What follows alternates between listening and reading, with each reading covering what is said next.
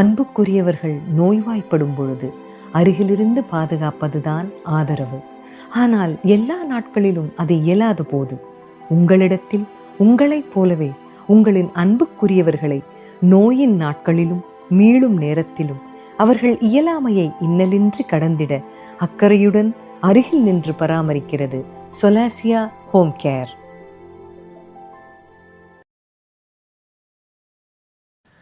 சில நேரம் நாம் ரொம்ப யோசிப்போம், ஓவர் திங்கிங். அது ஒரு சில நேரம் பார்த்தீங்கன்னா 24 மணி நேரம் என்னத்தையோ தேவையில்லாதது யோசிச்சுக்கிட்டே இருப்போம். மன நிம்மதியாக போயிடுற மாதிரி இருக்கும். சின்ன விஷயமாகவும் இருக்கலாம், அது பெரிய விஷயமாகவும் இருக்கலாம்னு வச்சுக்கோங்களேன். சதா ஒரு விஷயத்தையே மனசு அரைச்சிக்கிட்டே இருக்கும், மூளை அதையே அரைச்சிக்கிட்டே இருக்கும். அந்த ப்ரொடக்டிவிட்டின்னு சொல்லுவோம்ல, 24 ஹவர்ஸ்க்கான ப்ரொடக்டிவிட்டி, அது இல்லாமலேயே போயிடும். இன்றைக்கி என்ன நாம் செஞ்சோம் உருப்படியா அப்படின்னு யோசிச்சோம்னா ஒன்றுமே செஞ்சுருக்க மாட்டோம். ஏன் அப்படின்னா ஒன்றுமே இருக்காது, ஒரு சின்ன விஷயமா இருக்கும். மெசேஜ் ஒருத்தருக்கு அமிச்சா பதிலே வரல. ஃபோன் ஒருத்தருக்கு காலையில் பண்ணங்க, ஃபோனே எடுக்கல. அதுக்கப்புறம் என் கால் வந்ததுன்னு கூட அவங்களுக்கு தெரியாது. அந்த காலை மிஸ் பண்ணிட்டுமேன்னு பார்த்து திருப்பி என் நம்பருக்கு கூப்பிடணுன்னு கூட தோணலை பார்த்தீங்களா அப்படின்னு அந்த மாதிரி விஷயத்துலேருந்து தான் ஆரம்பிக்கும். இது ஒரு உதாரணம். இந்த மாதிரி சின்ன விஷயம். அல்லது வீட்டிலே உட்காந்து ஏதோ ஒரு விஷயத்தை பற்றி டிஸ்கஸ் பண்ணுறோன்னு வச்சுக்கோங்களேன். குடும்பமாக பேசுகிறோம், ஒரு முடிவு எடுக்கலாங்கிற தொனியில் தான் நம்ம எல்லாருமே பேசிக்கிட்டு இருப்போம். அதில் ஒரு 5-6 பேர் இருக்கிற வீட்டில் ஒரு 2 பேர் 3 பேர் உடனே சூடாக ஏதாவது எதிர்வாதம் சொல்லுவாங்க, சஜஷன் சொல்கிறேன்பாங்க, பேசுவாங்க. அதில் ஒரு சிலர், குறிப்பாக ஒரு நபர் மட்டும் பார்த்தீங்கன்னா அது யாராக வேணாலும் இருக்கலாம், வாயை திறக்க மாட்டாங்க. நீங்கள் சொல்கிறதையும் கேட்டுப்பாங்க, மற்றவங்க சொல்கிறதையும் கேட்டுப்பாங்க. அவங்க அதுக்கு ஆமோதிக்கிறாங்களா, அதுக்கு இல்லைங்கிறாங்களா, உடன்பட போகிறாங்களா, ஒன்றுமே புரியாது, பேசவே மாட்டாங்க. அவங்க அப்படி பேசாமல் இருக்கிறது தான் மண்டையை நண்டு அரிக்கிற மாதிரி அரிக்கும். என்ன இவ்வளோ பேரும் பேசிக்கிட்டு இருக்கோம், ஒரு பதில் சொன்னால் என்ன அப்படிங்கிறதுலேருந்து ஆரம்பிக்கிற ஒரு கோவம் தான் அன்றைக்கி 24 மணி நேரமும் எப்படி தான் ஒருத்தரால் இருக்க முடியுதோ தெரியல. எப்படி இவ்வளோ அழுத்தம் வரும், எல்லாரும் வாய் விட்டு பேசும்போது ஒரு பதில் சொல்லணும்னு தோணாதா அப்படின்னு சில இடங்கள்ல ஆரம்பிக்கும். இந்த ஃபோனுன்னு சொன்னோம் பார்த்தீங்களா, வாட்ஸ்அப்லேயே ஒருத்தருக்கு ஒரு மெசேஜ் அனுப்புகிறோம், பதில் வராது. ஆனால் நம்ம மெசேஜை பார்த்துட்டாங்கங்கிறதுக்கான எத்தனையோ அறிகுறிகள் இருக்கே. அதுதான் அந்த ப்ளூ டிக்கின்னு ஒன்று வந்துடும். அவங்க ஆன்லைன்லேயும் வந்துக்கிட்டே தான் இருப்பாங்க. அப்போ ஒரு மாதிரி ஒரு ரத்தம் கொதிக்கிற மாதிரி இருக்கும். ஆன்லைன்லேயே வராங்க, மெசேஜை பார்த்துட்டாங்க, எதுக்காக பதில் சொல்லாமல் இருக்காங்கன்னு. என்ன அப்படி நம்ம மெசேஜ் முக்கியம் இல்லாமல் போயிடுச்சா, நம்ம என்ன அவ்வளோ வெட்டியாக இருக்கோம்னு நினச்சிட்டாங்களா, அவங்க அவ்வளோ பிஸியாக இருக்கோன்னு காமிச்சிக்கிறாங்களா அப்படின்னு ஒரு நினைப்பு வரும் தெரியுமா. அது ஒரு நாள் முழுக்க போட்டு நம்மளை போட்டு ரொம்ப சங்கடப்படுத்தும். ஃபோன் பண்ணுறோம் ஒருத்தருக்கு, அவங்க ஃபோன் எடுக்கலை. சரி எடுக்கலை, ஏதோ விஷயம் விட்டுரும். ஒரு தடவை தெரியாது, 2 தடவை தெரியாது. ஆனால் அன்றைக்கி பொழுதுக்குமே அவங்க அதுக்கு திருப்பி நீங்கள் கூப்பிட்டீங்களே, நான் எடுக்க முடியலன்னு ஒரு ஃபோனும் பண்ணாமல் விட்டாங்கன்னு வச்சுக்கோங்களேன். அவ்வளோதான். அன்றைக்கி 24 மணி நேரமும் எந்த ஃபோன் வந்தாலுமே அது அவங்கள்தான் தான் மனசு தேடும். அவங்க வரலன்னும் போது ஒரு முறையும் கோபம் ஜாஸ்தியாகும். இப்படி கோபம் மட்டுமே ஜாஸ்தியாகிறதுனால எந்த பலனும் கிடையாது. நமக்கு ஆரோக்கிய கேடு மட்டும்தான் நம்ம சொல்ல முடியும். அப்போ அதுக்கு என்ன தான் பண்ணுறது அப்படின்னா, இது ஒரு சொல்யூஷனாகவும் எடுத்துக்க வேண்டாம், இது ஒரு அட்வைஸ் சஜஷன் அப்படி எடுத்துக்க வேண்டாம். ஆனால் இது ஒரு முயற்சியாக எடுத்து பண்ணி பார்க்கலாம். நமக்கு நாமே சமாதானம் சொல்லிக்கொள்வது.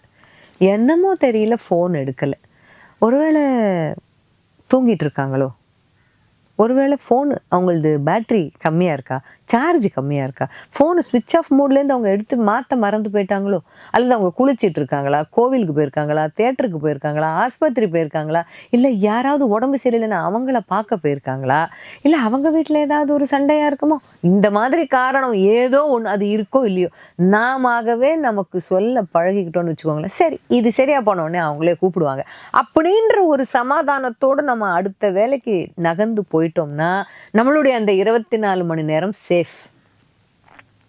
இல்லைன்னு வச்சுக்கோங்களேன், அதை எங்கேயோ அடகு வச்சது தான். அந்த 24 மணி நேரம் நம்மளது கிடையாது. அதை எப்படி எடுக்காமல் இருக்கலாம்? அது எப்படி என் ஃபோனுன்னா மட்டும் தோணாதா? ஊருக்கெல்லாம் எவ்வளோ ஃபோன் பேசுகிறாங்க, எவ்வளோ மெசேஜ் கொடுக்குறாங்க, எவ்வளோ ஆன்லைன்லேயே இருக்காங்க. என்னோட மெசேஜும் என்னோட ஃபோன் காலும் அவ்வளோ முக்கியம் இல்லாமல் போயிடுச்சா? ஒரு மாதிரி என்ன தோணும்னா, இனிமேல் இந்த நட்பே வேணாம் அப்படின்னு அப்படி அறுத்துடலாமோன்னு தோணும். இந்த ஸ்நேகமே வேண்டாம், இந்த உறவே வேண்டாம் அப்படிங்கிற அளவுக்கான கோபம் வரும்.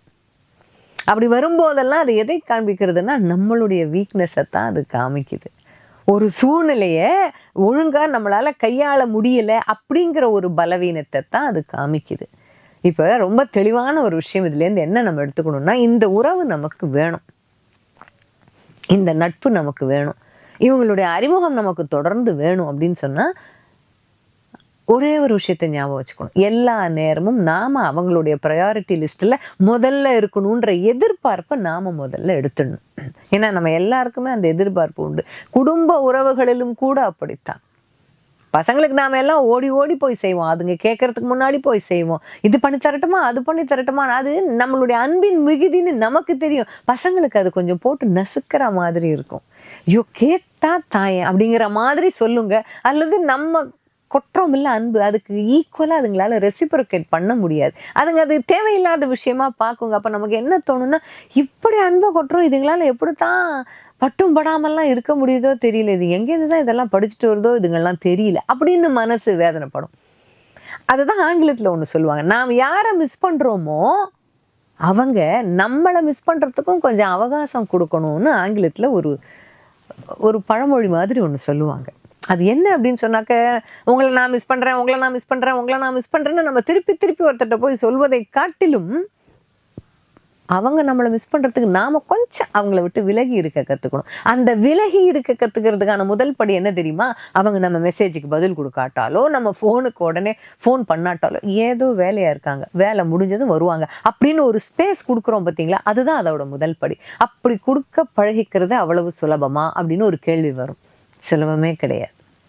ஏன்னா அப்போ நீங்கள் என்னோட ப்ரையாரிட்டி லிஸ்ட்டில் முதல்ல இருக்கீங்க. நான் எந்த சூழலாக இருந்தாலும் எதுவாக இருந்தாலும் நான் உங்களுக்கு முதல்ல தெரியப்படுத்துகிறேன், உங்கள் மெசேஜுக்கு பதில் கொடுக்குறேன், நீங்கள் கேட்டதுக்கு பதில் சொல்கிறேன். ஆனால் என் தரப்புலேருந்து எதுவுமே வரல, அது எப்படி என்னால் இதை அவ்வளோ ஈஸியாக எடுத்துக்க முடியும் அப்படின்ற கேள்வி தான் வரும். அப்போ நாம் தெளிவாக இருக்கணும். இந்த நட்பு இதோட வேண்டாம், இந்த உறவு இதோட வேண்டாம், இந்த அறிமுகம் இதோட வேண்டான்னு முடிவு பண்ணிட்டோம்னா இந்த முடிவை நாம் எடுக்கலாம். அப்படி எடுத்ததுக்கு அப்புறமும் அதை நினச்சி வருத்தப்படக்கூடாது. எண்ணி துணிக கருமம், துணிந்த பின் எண்ணுவம் என்பது இழுக்கு மாதிரி தான் இது. எடுத்தாச்சு. அப்போ 2 பேர் சேர்ந்த ஒரு உறவோ, ஒரு நட்போ, ஒரு ஸ்நேகமோ, ஒரு அறிமுகமோ இருக்கும் பட்சத்தில் அதில் ஒரே ஒருத்தர் மட்டும் இந்த மாதிரி சரி விடு, நேரம் கிடைக்கும் போது வருவாங்க, நேரம் கிடைக்கும் போது மெசேஜ் கொடுப்பாங்க, எப்போ நானே அவங்க ப்ரையாரிட்டி லிஸ்ட்டில் முன்னாடி இருக்கணுன்ற அவசியம் இல்லைன்ற எண்ணத்தை வளர்த்துக்கிட்டோம் அப்படின்னு சொன்னாக்க எந்த உறவுமே சுமூகமாக போகும். அப்போ என்ன அர்த்தம்? மனசுக்கு நாமளே சமாதானம் சொல்லிக்க கொஞ்சம் பயிற்சி கொடுக்கணும். அப்போத்தான் கொஞ்சம் வேதனையான சூழ்நிலையை கடந்து போக முடியும். இது எல்லா உறவுக்கும் செஞ்சிட முடியுமா? கணவன் மனைவி உறவுக்கு இதை செஞ்சிட முடியுமா? அம்மா குழந்தைங்க, அம்மா பிள்ளை, அம்மா பொண்ணு, இந்த மாதிரி உறவுக்கெல்லாம் அது செஞ்சிட முடியுமான்னு கேட்டால் பழகிக்கத்தான் வேணும். கொடி மாதிரி நாமளே போய் படர்ந்துக்கிட்டோம்னா அவஸ்தை நமக்குத்தான். நீ நல்லா இருக்கியா, நான் நல்லா இருக்கேன்ற மாதிரி கொஞ்சம் தள்ளி இருக்கிற ஸ்பேஸ். அதுக்கு என்ன பண்ணணும் அப்படின்னு சொன்னால், ரெஸ்பான்ஸோ ஒரு ரிப்ளையோ எதுக்குமே அவங்கக்கிட்டேருந்து டக்குன்னு வராத பட்சத்தில் ஏதோ வேலை போல இருக்குது அப்படின்ற சமாதானத்தை முதலில் நாம் சொல்லிக்கொள்ள பழகிட்டோன்னு வச்சுக்கோங்களேன்.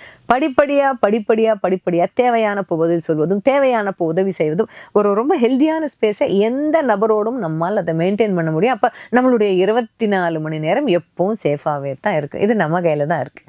நேற்றைய பொழுது அனுபவம், இன்றைய பொழுது நிச்சயம், நாளைய பொழுது நம்பிக்கை. நம்பிக்கையோடு இருங்கள்.